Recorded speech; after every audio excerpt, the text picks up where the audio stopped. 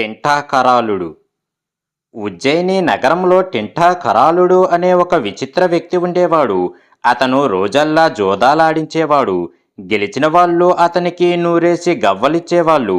సాయంకాలం వేళ అతను ఆ డబ్బు తీసుకొని పోయి బజారులో ఇంత గోధుమ పిండి కొని కుండ పెంకులో కాసిన్ని నీళ్లు తెచ్చుకొని దానితో పిండి కలిపి రొట్టెలు తయారు చేసేవాడు. తర్వాత అతను ఆ రొట్టెలను తీసుకొని శ్మశానానికి వెళ్ళి చితిమంటలలో వాటిని కాల్చుకొని వాటిని తీసుకొని మహాకాలుడి ఆలయానికి వెళ్ళి అక్కడి దీపారాధన నెయ్యి తన రొట్టెలకు పూసుకొని తిని ఆ దేవుడి గుడి ముందే నేలపైన పడుకొని నిద్రపోయేవాడు.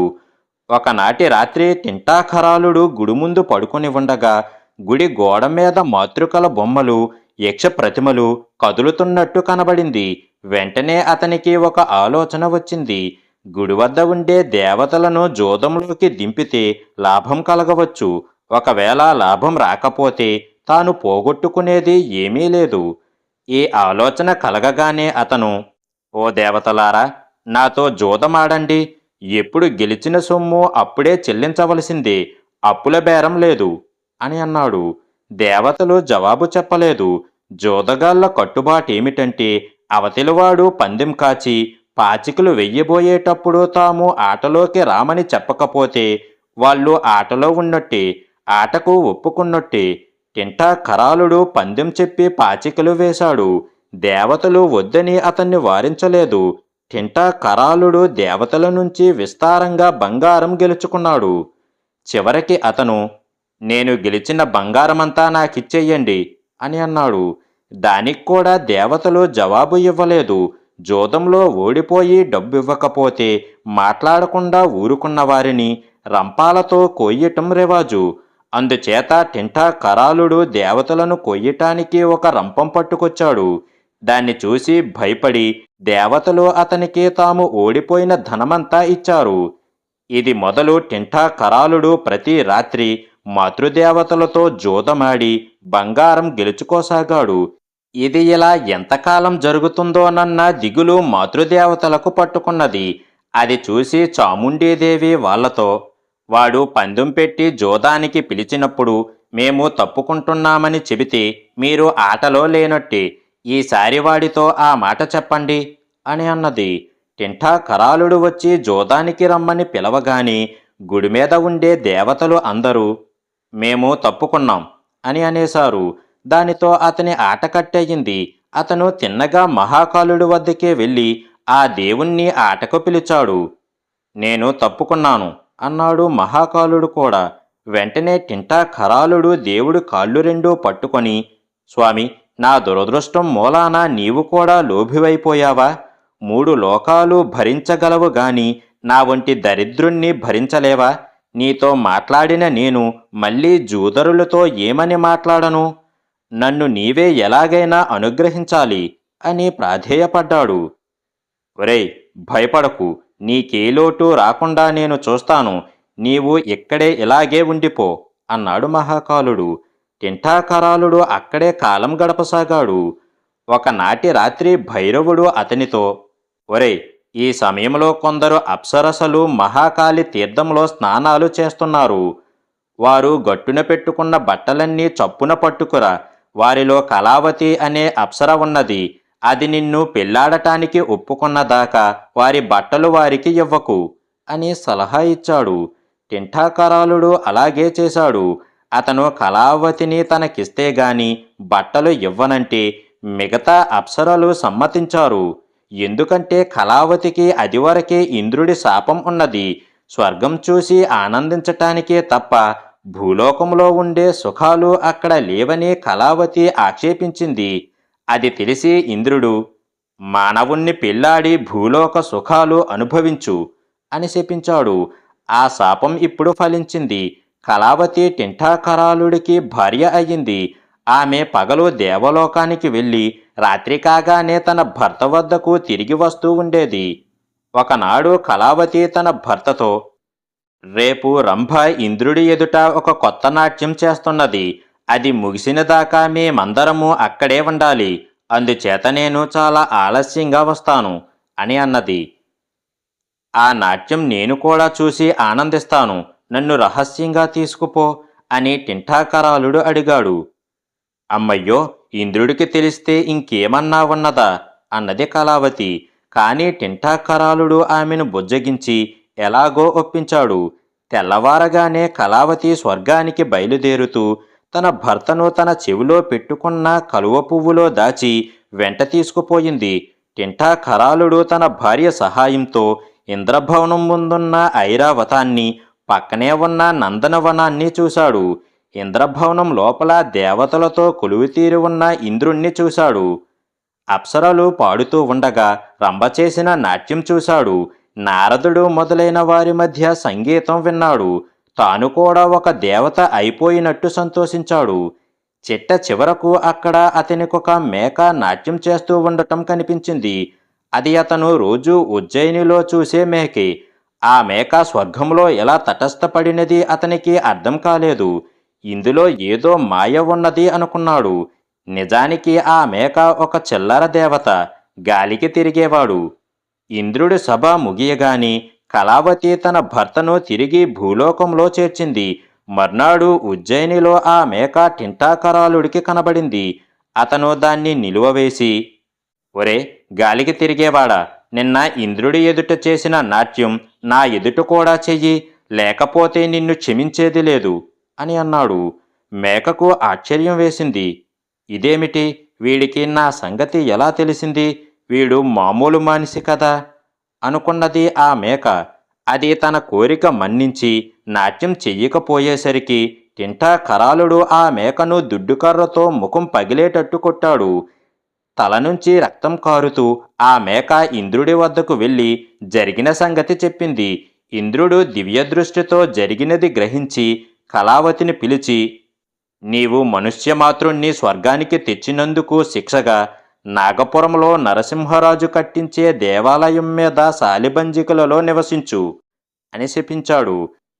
కళావతి తల్లి అయిన అలంబుస ఇంద్రుడి కాళ్లపైన పడి అనుగ్రహించమని వేడుకున్నారు. ఇంద్రుడు కనికరించి, ఆ ఆలయం నేలమట్టమైనప్పుడు నీకు శాప విముక్తి కలుగుతుంది అని కళావతితో చెప్పాడు.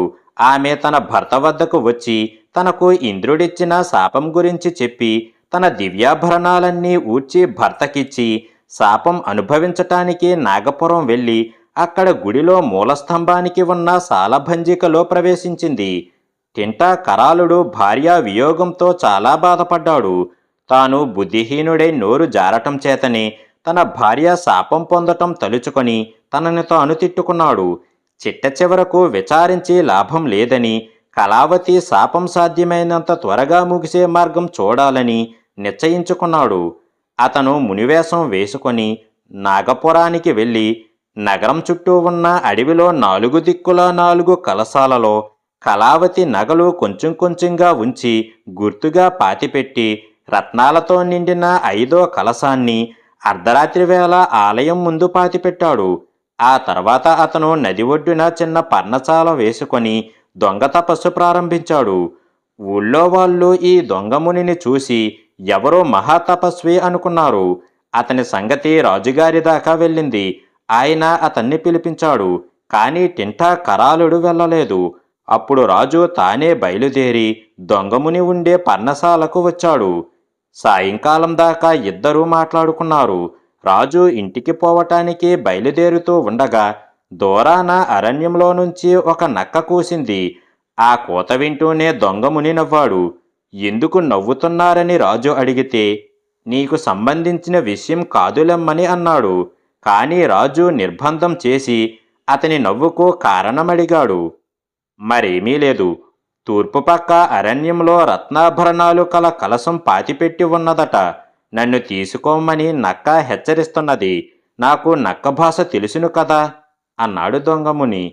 నక్క మాట నిజమో కాదో చూడాలని రాజుకు కుతూహలం కలిగింది.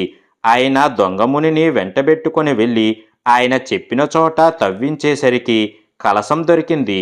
అందులోని నగలన్నిటినీ ముని రాజుకిచ్చేశాడు.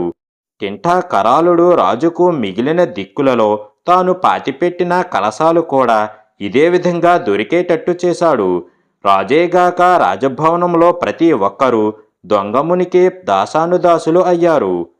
ఒకరోజు రాజు మునిని దేవాలయానికి ఆహ్వానించి వెంటబెట్టుకుపోయాడు.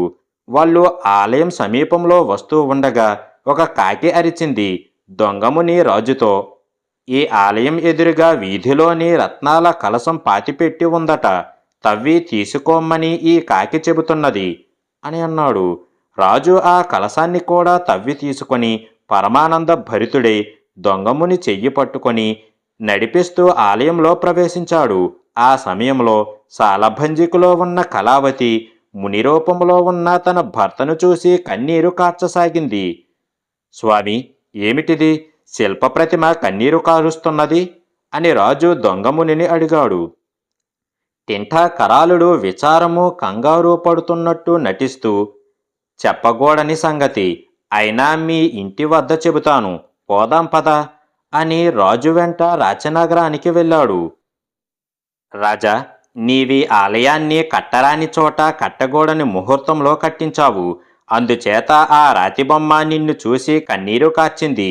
నీవు 4 కాలాల పాటు సుఖంగా ఉండదలిస్తే ఈ దేవాలయాన్ని వెంటనే నేలమట్టం చేసి మంచి చోట మంచి ముహూర్తాన మరొక దేవాలయం కట్టించు. అందువల్ల నీకు ప్రజలకు మేలు కలుగుతుంది అని చెప్పాడు.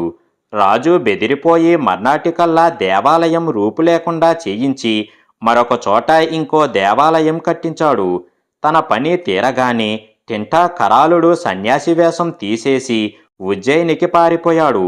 శాపం తీరిన కళావతి ఉజ్జయినిలో తన భర్తకు కనబడి తర్వాత ఇంద్రుణ్ణి కలుసుకోవటానికి వెళ్ళింది. ఆమెను చూసి దేవేంద్రుడు ఆశ్చర్యపోయాడు. ఆమెకు శాప విముక్తి కలగటానికి టింఠాకరాలుడు చేసిన యుక్తి విని ఇంద్రుడు విరగబడి నవ్వాడు. ఆయన కళావతి ద్వారా టింఠాకరాలుణ్ణి స్వర్గానికి పిలిపించి అతని బుద్ధి ధైర్యాన్ని ప్రశంసించి అతనికి కళావతిని ఇచ్చేసి అతన్ని తన వెంట ఉండే పరివారంలో చేర్చుకున్నాడు. రాజ్యలోభి. వ్యాఘ్రపాదుడు, సత్యశేఖరుడు అనే 2 రాజకుమారులు ఒకే గురువు వద్ద చదువుకుంటూ ఎంతో అన్యోన్యంగా ఉండేవాళ్ళు. వాళ్ళు ఒకనాడు ఒప్పందం చేసుకున్నారు. ఈ చదువు పూర్తి అయ్యాక ఎవరి దేశానికి వాళ్ళం వెళ్ళిపోయి ఎవరి రాజ్యాన్ని వాళ్ళు ఏలుకుంటూ ఉంటే మన ఈ స్నేహం 10 కాలాల పాటు నిలిచి ఉండదు. అందుచేత మనలో ఎవరికి ముందు కొడుకు పుట్టినా వాడే 2 రాజ్యాలు ఏలేటట్టు ఏర్పాటు చేసుకుందాము అని వాళ్ళు అనుకున్నారు. ఇద్దరి చదువు పూర్తి అయ్యింది. ఇద్దరూ పెళ్లిళ్ళు చేసుకున్నారు. కొంతకాలానికి వ్యాఘ్రపాదుడి భార్య గర్భవతి అయ్యింది. వ్యాఘ్రపాదుడు తన భార్యకు ఏం బిడ్డ పుట్టుతుందని ఎందరో జ్యోతిష్కులను అడిగాడు. ఆడపిల్ల పుట్టుతుందన్న వాళ్లను ఆయన చొరచొరా చూడటం వలన జ్యోతిష్కులు అందరూ భయపడి మగపిల్లవాడే కలుగుతాడని చెప్పారు. వ్యాఘ్రపాదుడి భార్య కొడుకు పుట్టబోతున్నాడన్నది రూఢి అయిన వార్త రాజ్యంలో అందరికీ ప్రచారమయ్యింది. కానీ వ్యాఘ్రపాదుడి భార్య ఆడపిల్లను కన్నది. ఈ వార్త విని అతను హతాశుడై లోకాన్ని వంచటానికే తీర్మానించుకొని మంత్రసానులను, అంతఃపుర దాసీలను భయపెట్టి తనకు మగపిల్లవాడే పుట్టినట్టు అందరికీ చెప్పించాడు. ఆ పిల్లకు విజయుడని నామకరణం చేయించి బారసాలకు తన మిత్రుడైన సత్యశేఖరుణ్ణి పిలిచాడు. సత్యశేఖరుడు వచ్చి తన మిత్రుడికి కొడుకు కలిగినందుకు ఎంతో సంతోషించి తన రాజ్యాన్ని ఆ శిశువుకు ధారాదత్తం చేసి వెళ్ళిపోయాడు. వ్యాఘ్రపాదుడి మాయోపాయం అతడి మిత్రుడిపైన బాగా పారింది.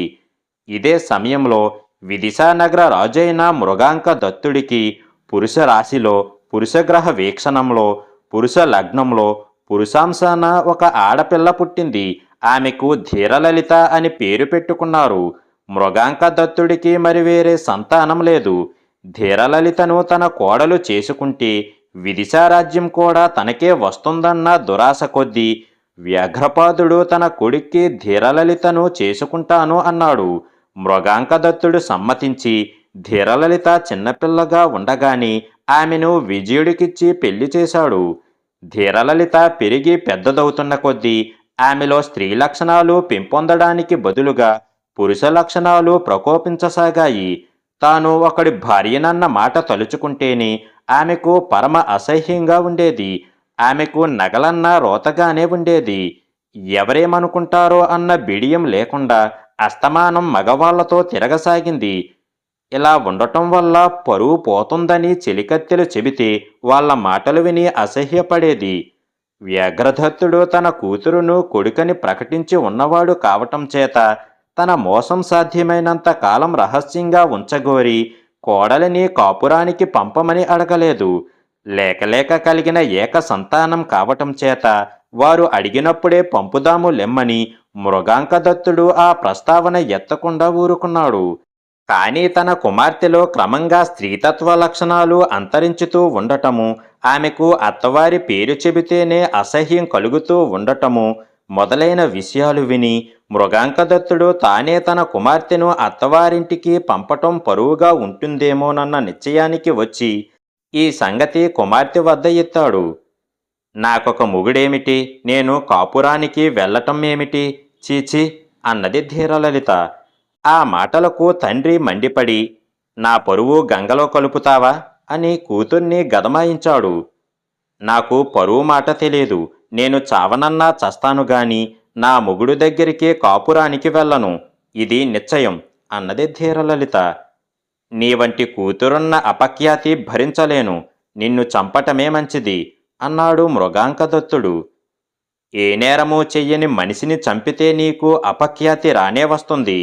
నేను నిన్ను ముందు బాణంతో కొడతాను, ఆ ద్రోహానికి శిక్షగా నన్ను వధించు, అప్పుడు నీకు పాపం అంటదు, నీ కోరిక నెరవేరుతుంది అంటూ ధీరలలిత అవతలికి వెళ్ళి ధనుర్బాణాలు తెచ్చి ఒక్క బాణం ఎక్కుపెట్టి కొద్దిగానే లాగి తండ్రిపైన విడిచింది.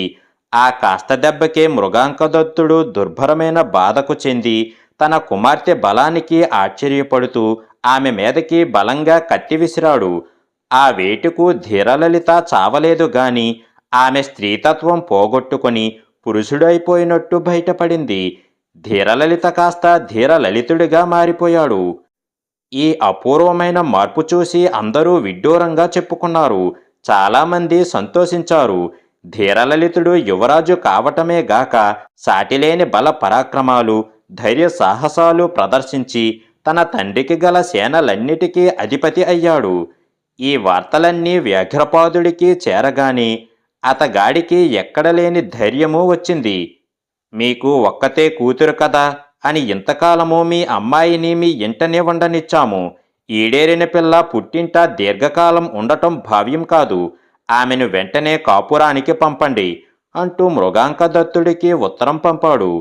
మృగాంకదత్తుడి కూతురు మగవాడుగా మారి సోరాగ్రేసరుడు అనిపించుకొని తన తండ్రికి కుడిభుజంగా ఉండి సేనానాయకత్వం నిర్వహిస్తున్న సంగతి ఏనాడో వాడవాడలా పాకింది.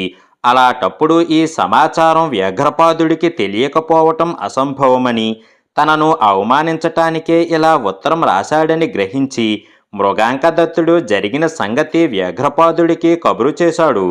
వ్యాఘ్రపాదుడు యుద్ధ ప్రకటన కూడా చెయ్యకుండా విదిశా నగరంపైకి సైన్యంతో వచ్చిపడ్డాడు. మృగాంకదత్తుడి సేనలు ఎప్పుడూ యుద్ధానికి ఆయుత్తంగానే ఉంటాయి. నగారా మోగగానే చతురంగ బలాలు నగరం నాలుగు పక్కల బారులు తీరి యుద్ధానికి సిద్ధంగా నిలబడ్డాయి. ధూర్తుడైన వ్యాఘ్రపాదుడు మృగాంకదత్తుడికి ఇలా దౌత్యం పంపాడు. నీకు నీతి అభిమానము లేవా?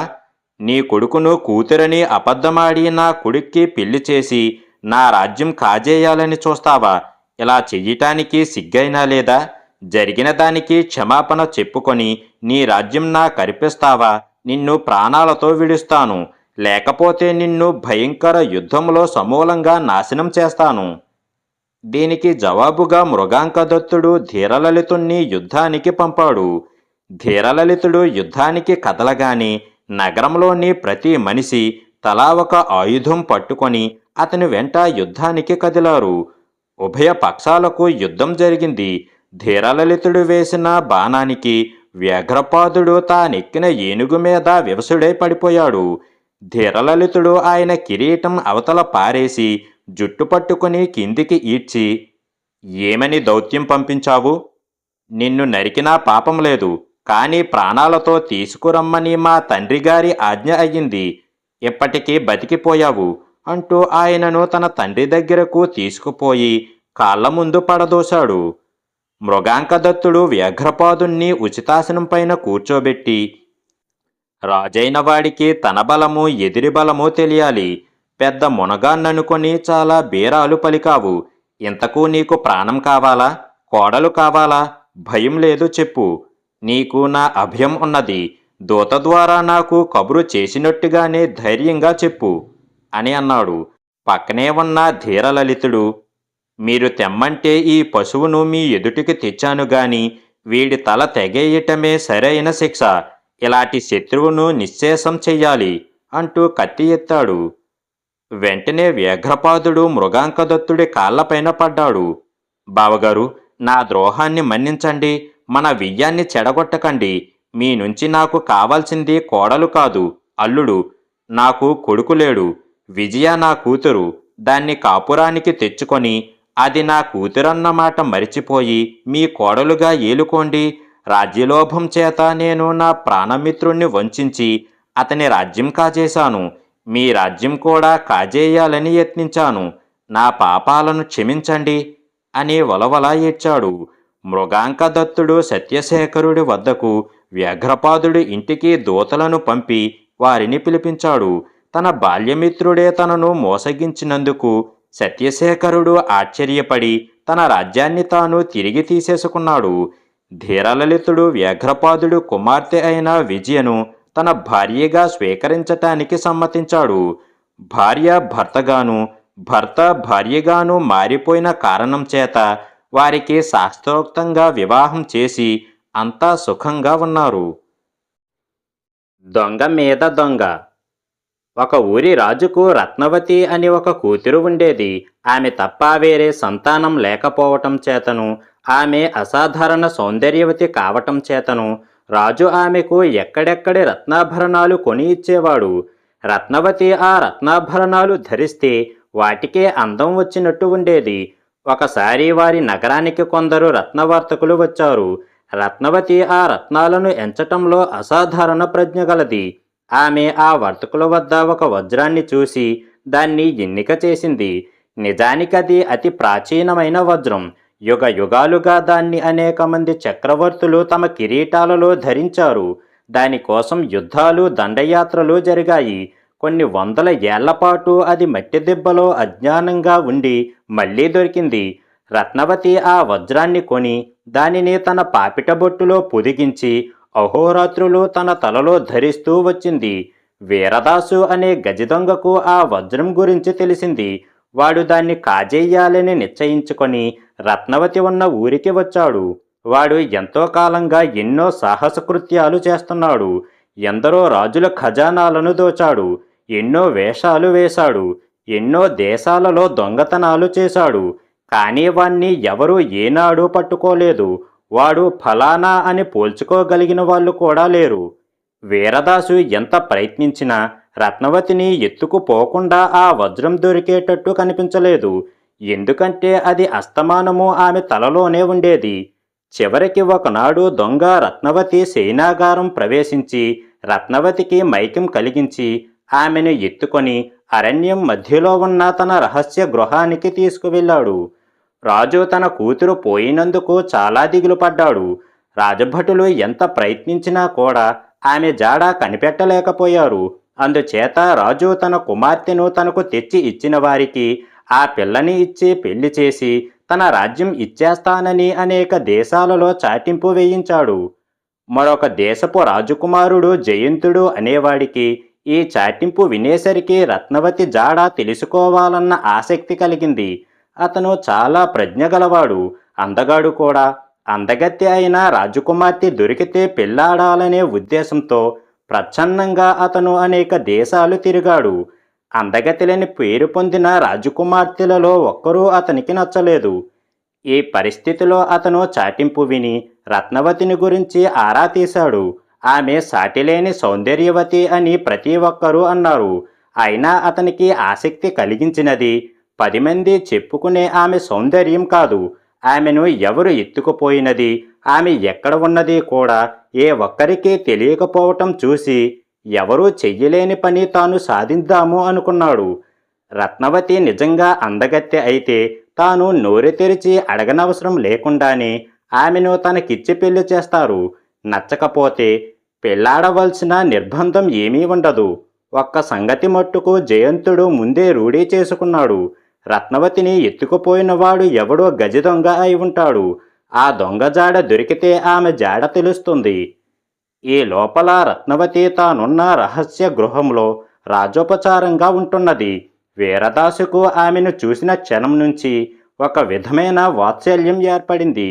వాడామెను ప్రాణం కన్నా హెచ్చుగా చూసుకొని ఆమెను సుఖపెట్టడం కోసం ఎన్నో పాట్లు పడసాగాడు. ఆమె వాడి చిట్టి తల్లి. చిట్టి తల్లికి ఏమాత్రమూ బాధ కలగనిచ్చేవాడు కాడు. కొద్ది రోజులలోనే రత్నవతి కూడా తన అసలు తండ్రిని మరిచిపోయి వీరదాసును అంతకన్నా ఆపేక్షగా చూడసాగింది. మహారణ్యం మధ్య కూడా ఆమెకు ఏ లోటు కనిపించలేదు. రాజభవనం కన్నా అరణ్యమే చాలా అందంగా ఉన్నదనిపించింది. త్వరలోనే వీరదాసుకు ఒక అల్లుణ్ణి కూడా సంపాదించుకోవాలన్న కోరిక బలంగా ఏర్పడింది. చిట్టి తల్లికి అపురూపమైన రాజకుమారుణ్ణి సంపాదించి పెళ్లి చెయ్యాలి. దేశాలు తిరుగుతూ వాడు ఎందరో రాజకుమారులను చూశాడు. కానీ వారిలో ఒక్కడు కూడా చిట్టి తల్లి కాలిగోరుకి పోలరు.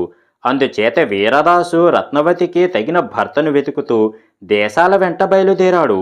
వీరదాసు ఒక దేశం వెళ్ళేసరికి అక్కడ ఆ క్రితం రాత్రి ఒక వింత దొంగతనం జరిగినట్టు తెలిసింది. అర్ధరాత్రి వేళ ఎవడో దొంగ అంతఃపురంలో ప్రవేశించి ఒక పరిచారిక తల దగ్గర రత్నాభరణాల మూట పెట్టి పహారా వాళ్లకు కనబడకుండా వెళ్ళిపోయాడు. ఆ ఆభరణాలు రాజుగారి ఖజానాలో ఇనప్పెట్టిలో ఉండేవి. ఇది జరిగిన మరుసటి రాత్రి రాణిగారి మెడలో ఉండవలసిన నానుపట్టెడ మంత్రి భార్య మెడలో వెలిసింది. ఈ విధంగా ప్రతి రాత్రి ఎంతో భద్రంగా దాచిన వస్తువులు కూడా మరొక స్థానంలో ప్రత్యక్షం కాసాగాయి. ఈ పనులు చెయ్యగలవాడు దొంగ అనటానికి వీలు లేకపోయినప్పటికీ వాడు తలుచుకుంటే ఎంతేసి దొంగతనమైనా చెయ్యగలడు. అందుకని ఆ దేశపురాజు కంగారు పడిపోయి ఆ దొంగను పట్టుకున్నవాడికి గొప్ప బహుమానమిస్తానని ప్రకటించాడు. వీరదాసు ఈ దొంగ గురించి వింటూనే వాణ్ణి తన మనసులో మెచ్చుకున్నాడు. బహుమానం మాట అలా ఉంచి అంత నేర్పరిని పట్టుకుంటేనే తనకు గజదొంగ అనే బిరుదు సార్థకమవుతుంది అనుకున్నాడు. దొంగను దొంగే పట్టాలి. ఈ దొంగతనాలు చేసింది జయంతుడే. తన చర్యలను గురించి గొప్ప దొంగ ఎవడన్నా వింటే తనను పట్టుకోవాలని ప్రయత్నించకుండా ఉండలేడు. తన కోసం ఎవరు కారాడుతున్నది తెలుసుకుంటే రత్నవతి జాడ చిక్కవచ్చు. అందుచేత తనను పట్టుకునేందుకు ఎవరు కారాడుతారా అని అతను 1000 కళ్ళతో కనిపెట్టి ఉన్నాడు. త్వరలోనే అతనికి వీరదాసుపైన అనుమానం తగిలింది. తాను దొంగతనం చేసిన ప్రతి చోటుకు వీరదాసు వెళుతున్నట్టు అతను పసికట్టాడు. వీరదాసు తన అడుగుజాడల కోసం కూడా ఎంతో ఆత్రంగా చూస్తున్నాడు. జయంతుడు వీరదాసు గురించి తెలుసుకుందామని ప్రయత్నిస్తే అతని ఊరు పేరు కూడా ఏ ఒక్కరూ సరిగ్గా చెప్పలేకపోయారు. అందుచేత జయంతుడు అతన్ని వెన్నాడసాగాడు. ఆ ఊళ్ళో కొద్ది రోజులు ఉండి వీరదాసు తన చిట్టి తల్లిని ఒకసారి చూసి వద్దామని బయలుదేరినప్పుడు జయంతుడు అతన్ని రహస్యంగా వెంబడించి అరణ్య మధ్యానికి వెళ్ళాడు. వీరదాసు తిరిగి వెళ్ళిపోయేదాకా వేచి ఉండి జయంతుడు అతని రహస్య గృహం ప్రవేశించి అక్కడ రత్నవతిని చూడగానే నిర్ఘాంతపోయి నిలబడిపోయాడు. అంత అందమైన దాన్ని అతడు ఎన్నడూ ఊహించి ఉండలేదు. జయంతుణ్ణి చూసి రత్నవతి కూడా అత్యంత ఆశ్చర్యం చెందింది. అతను ఏ దేవలోకం నుంచో దిగివచ్చినట్టు ఉన్నది. ఇద్దరూ మాట్లాడుకోవటంలో ఆమె రత్నవతి అని, ఆమెను ఎత్తుకువచ్చినవాడు ఆమెను వాత్సల్యం కొద్దీ తన వద్ద ఉంచుకున్నాడని, ఆమె కూడా ఆ దొంగను తండ్రిలాగా చూసుకుంటున్నదని జయంతుడు తెలుసుకున్నాడు. నిన్ను గురించి విని పెళ్లాడాలన్న ఆశతో ఎంతో శ్రమపడ్డాను. మీ దేశం పోదాం, నా వెంట వచ్చేయి అన్నాడు జయంతుడు రత్నవతితో. అమ్మో, అలా చేస్తే వీరదాసు గుండె పగిలి చచ్చిపోతాడు. ఆయన నిన్ను చూసి మెచ్చి సరేనంటే తప్ప మరొక విధంగా మనకు పెళ్లి కాదు అన్నది రత్నవతి. ఆయన సరేనన్న తర్వాత నువ్వు అభ్యంతరం చెప్పవు కదా అన్నాడు జయంతుడు. చెప్పను అన్నది రత్నవతి ఎంతో సిగ్గుపడుతూ. వీరదాసు రాకకు ఎదురు చూస్తూ జయంతుడు అక్కడే ఉండిపోయాడు. 2 రోజుల తర్వాత వీరదాసు నిస్పృహతో తన ఇంటికి తిరిగి వచ్చాడు.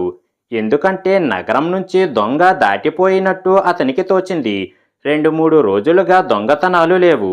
వీరదాసు ఇంటికి తిరిగి వచ్చేసరికి ఇల్లు బావురుమంటున్నది. రత్నవతి జాడలేదు. ఆమె ఏమైనది వీరదాసు ఊహించలేకపోయాడు. తన రాక కోసం ఎప్పుడూ ఆత్రంగా ఎదురుచూసే మనిషి బుద్ధిపూర్వకంగా వెళ్ళిపోదు. ఆమెను ఎవరో ఎత్తుకుపోయి ఉంటారు. వీరదాసు చిట్టి తల్లి అని కేకలు పెడుతూ ఇల్లంతా తిరిగాడు. చుట్టుపక్కల అరణ్యం కూడా కొంత దూరం తిరిగాడు. అతను ఇంట్లోకి తిరిగి వచ్చేసరికి రత్నవతి పక్క మీద ఒక చీటీ పెట్టి ఉన్నది. దాని మీద ఇలా రాసి ఉన్నది: ఒక దొంగ చేసిన పని మరొక దొంగ చెయ్యగలడు. ఆ చీటీ కొద్ది క్షణాల క్రితం అక్కడ లేదు. తనను మించిన దొంగ ఎవడో తన ఇంట ప్రవేశించాడు. వీరదాసు గొంతు హెచ్చించి, ఎవరు నువ్వు, నా ఎదుట పడు అని గట్టిగా అరిచాడు. జయంతుడు బయటి నుంచి లోపలికి వచ్చాడు. అతని వెనకనే రత్నవతి కూడా వచ్చింది. ఆహా, చిట్టి తల్లికి తగినవాడు అని లోపల అనుకొని వీరదాసు పైకి, ఎవరు నువ్వు అని అన్నాడు. నేనే మామ, పెద్దవాడివి. నన్ను పట్టడానికి శ్రమపడుతూ ఉంటే చూడలేక నా అంతట నేనే కనబడదామని వచ్చాను అన్నాడు జయంతుడు.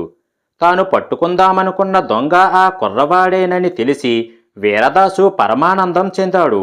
అతను చిట్టి తల్లిని పెళ్లాడటానికి వీరదాసు సంతోషంగా ఒప్పుకున్నాడు. మరి మా పెళ్లికి ఉండవలసిన బంధువులు ఉన్నారు. నాకు రాజ్యం ఉంది. రత్నవతిని పెళ్లాడితే ఇంకో రాజ్యం కూడా వస్తుంది. అందుచేత నువ్వు కూడా మా వెంట వచ్చి నా తరపున పెళ్లి పెత్తనం చెయ్యి అని జయంతుడు వీరదాసును ఆహ్వానించి ఒప్పించి తమ వెంట తీసుకుపోయాడు. రత్నవతికి జయంతుడికి వైభవంగా పెళ్లి అయ్యింది. రత్నవతి భర్తను చూసి ఆమె అసలు తండ్రి సంతోషించాడు గాని తన చిట్టి తల్లికి అటువంటి భర్త దొరికినందుకు నిజంగా గర్వపడినవాడు గజదొంగ వీరదాసు మాత్రమే.